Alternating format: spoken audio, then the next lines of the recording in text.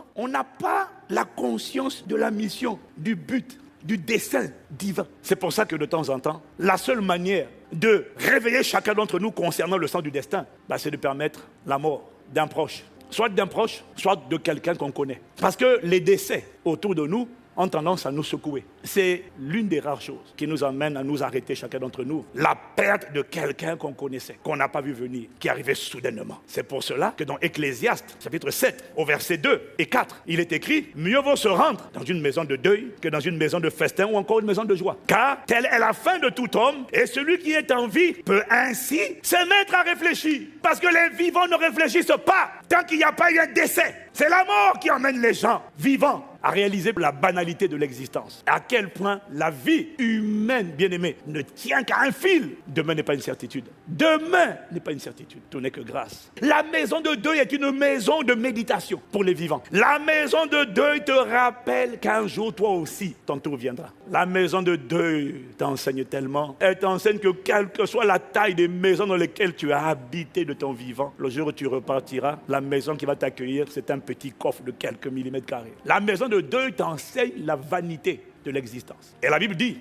le cœur des sages habite cette maison. Le cœur des sages est dans la maison de deuil. Je précise ce qu'il m'a dit. Ça ne veut pas dire que dans la maison de deuil, tous les gens qui sont là-bas sont sages. Le cœur des sages n'est pas dans la maison de deuil parce que le sage pleure. Non. Le cœur du sage est dans la maison de deuil parce qu'il observe attentivement ce qui se passe dans la maison de deuil. En fait, le cœur du sage est dans la maison de deuil parce que le sage se sert des funérailles des gens pour organiser ses propres funérailles avant ses funérailles véritables. Le sage, c'est celui qui, pendant les funérailles, pendant la cérémonie, pendant les hommages, le cœur du sage est dans la maison de deuil parce qu'il observe les gens qui sont en train de rendre témoignage. Et il va regarder le cercueil en voyant le mort. Il se dit, ça c'est moi dans quelques années. Le visage qu'il voit, c'est son propre visage. Après, il assiste à la cérémonie. Et puis il entend les gens qui sont en train de parler. Et on considère que tous les gens doivent dire la vérité, rien que la vérité, pas de langue de bois. Alors le sage observe ce qui est en train de se passer. Et le sage doit se poser la question, et si c'était moi dans ce coffre-là, aujourd'hui, et que ma famille, et que mes amis, et que mon église, et que mon créateur doit dire quelque chose à mon sujet. La vérité, rien que la vérité. Qu'est-ce qu'il dirait? Qu'est-ce qu'on dirait de toi? C'est ça que le sage se demande.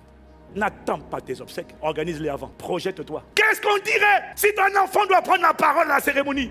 Il dirait quoi? Vous savez, papa, quand il rentrait à la maison, on allait tous se cacher. C'était un volcan qui rentrait. Qu'est-ce qu'on dirait? Dans cette cérémonie, il y a une fille. Quand on lui a demandé de prendre la parole suite au départ de sa mère, elle est venue embarrassée, gênée. Parle de ta mère. Vous savez, maman aimait le shopping. Elle faisait toujours les magasins. Maman, c'était le shopping.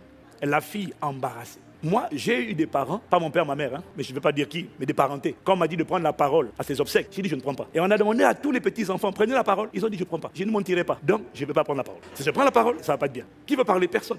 Regarde la cérémonie. Réfléchis. Qu'est-ce qu'on dirait de toi si cette cérémonie avait lieu aujourd'hui? Que dirait mon Créateur? Il luttait dans le péché, l'impudicité, la jalousie. Si cette cérémonie avait lieu aujourd'hui, c'est ça que tu veux qu'on dise à ton sujet? Si c'est pas ça, sors de ce deuil avec la détermination de changer. Je veux pas qu'on dise ça.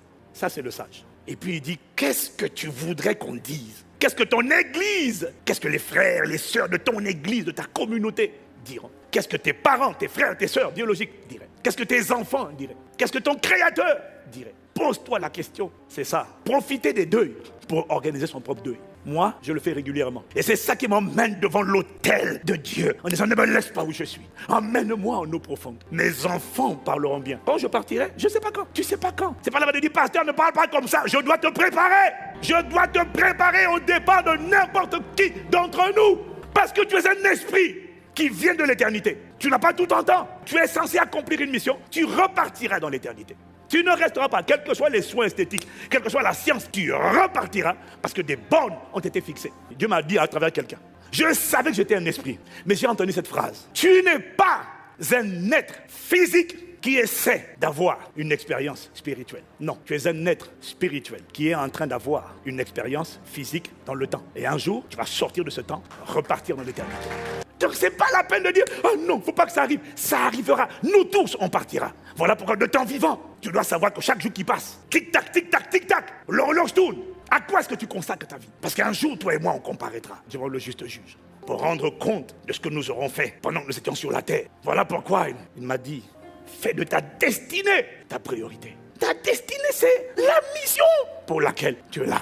Parce que si tu fais de ta destinée ta priorité, si tu comprends le sens du destin, tu comprends le sens de la mission, tu comprends le sens du but, alors ta satisfaction ne peut pas être de te focaliser « Oh, mon mariage, ma bénédiction !» Non!